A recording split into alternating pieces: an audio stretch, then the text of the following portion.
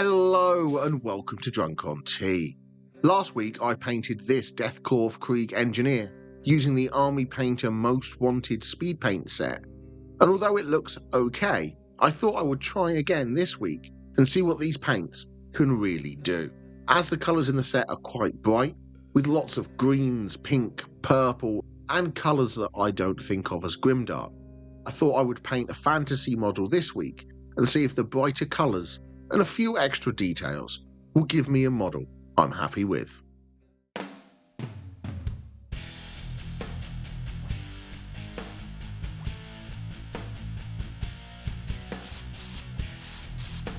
This is the model I'll be painting, Círdan from the Lord of the Rings, which I've primed white as this is the recommended base for speed paints.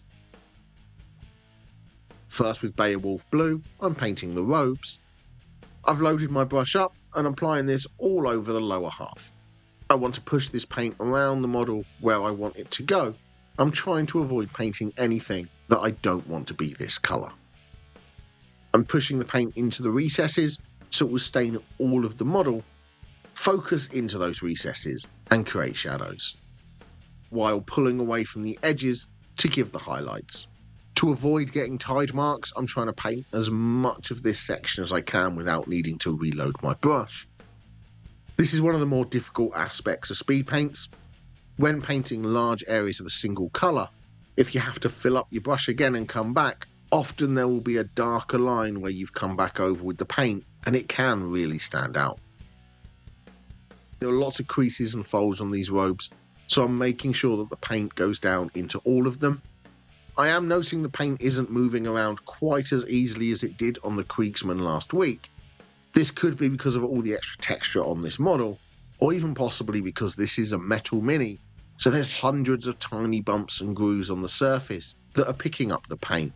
It's not a big deal and isn't causing issues, but it does feel a little bit different.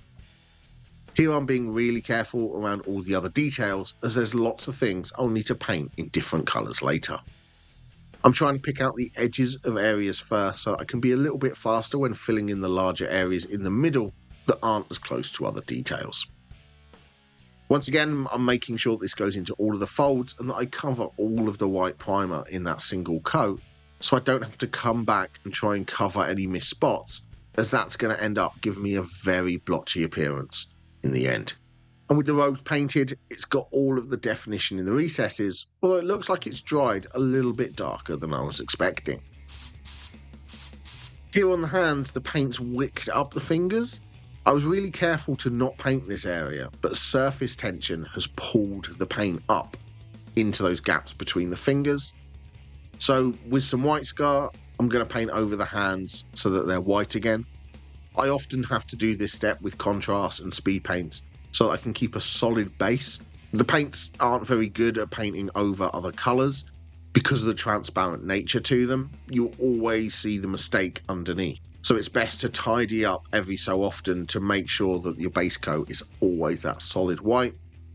And with the base coat tidied up and back to white, I'm going to test out this Crusader skin paint. I've not been too impressed with other skin contrast paints. They always come out too dark, or they're so thin that they're still basically white. This one seems to be giving quite nice coverage, and actually has quite a nice colour to it as well. It goes on smooth, and it seems to be adding some nice definition to the face. I'm going to avoid catching the hair at this stage, but obviously if I do, I'll tidy it up with white later on. And on the hands, it's settling between the fingers and leaving a nice colour on the top. And with the skin painted, it's given a nice flesh tone, one of the better contrast paint skin colours. Now with Gravelord Grey, I'm going to paint the belt. I'm using grey here to add a little bit of contrast to the model, so most of the other colours will be bright, the grey should add some interest. I'm being careful around the blue, especially as this is a darker colour. I don't want to accidentally paint a dark spot onto the blue and then have to try and fix up by painting that area white and then blue again. I'm leaving a small spot at the top of the belt for now because I'll be adding a real pop of colour here later. With the belt painted, next up I'm going to paint the cloak. And for this, I'm using Desolate Brown. As I realised when painting the Kriegsman, there aren't many browns in this set, just a wood brown. On the box art for Círdan, this cloak is brown, but Desolate Brown is an olive colour, which should look quite nice, especially as Círdan is an elf, and elves can always have some green. Much like with the robes, I'm trying to cover as much of this area as I can in a single go, and working the paint into the recesses and folds of the cloak. This is a really large area, so hopefully the paint will do as I'm hoping and give a nice smooth colour all over, with the shadows in the folds. For the shoulders, I'm being careful again, just getting this paint on the cloak and avoiding all of the other areas as I work my way down and paint all of the cloak with some Desolate Brown. And once the cloak has dried, the results are a little bit blotchy, which is disappointing. I have a feeling it's probably because of the size of the area, but I may be able to fix this later on. So now I'm coming in with Grim Black, and I'm going to paint the shoe. There's just the one shoe sticking out of the robe, so I'm just catching this lonely shoe with some black.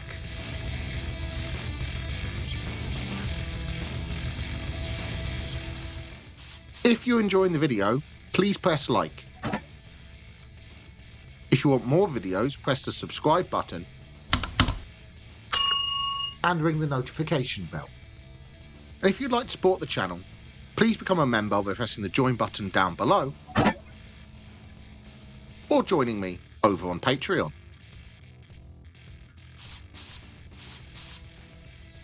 And now with Familiar Pink, I'm picking out that little bit of ribbon left poking out under the belt.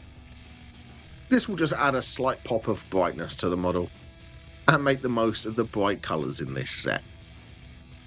That pink has really added some brightness, it stands out. So now I'm going to paint the hair. And for this I'm using Pallid Bone.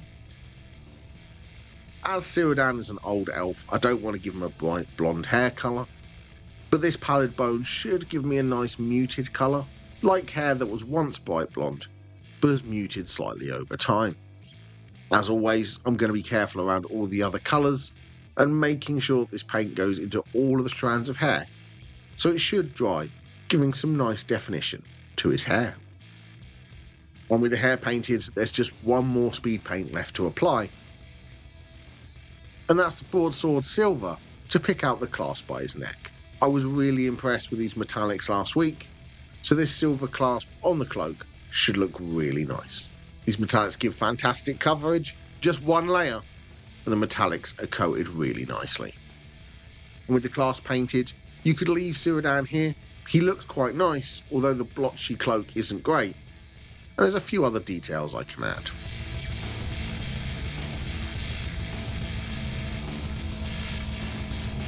So first with Abaddon Black, I'm going to paint the eyes. I'm sinking a little bit of Abaddon Black into the recesses to the eye sockets. I'm just making sure I apply a small amount, as I don't want to paint over the skin that I'm happy with, but just applying a small spot into the recesses of the eye sockets. Now with some White Scar,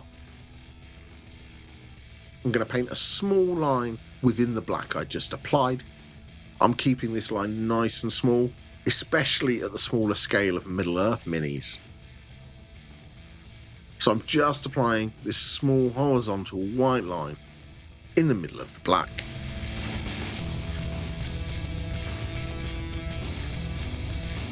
And then finally with Abaddon Black again, I'm applying a small vertical black line in the middle of the white to act like a pupil. I want to make sure this line is tiny and there is still some white on either side of it, so I'm just applying this tiny line of black in the middle of the white. And with the eyes painted, it really adds some character to the model.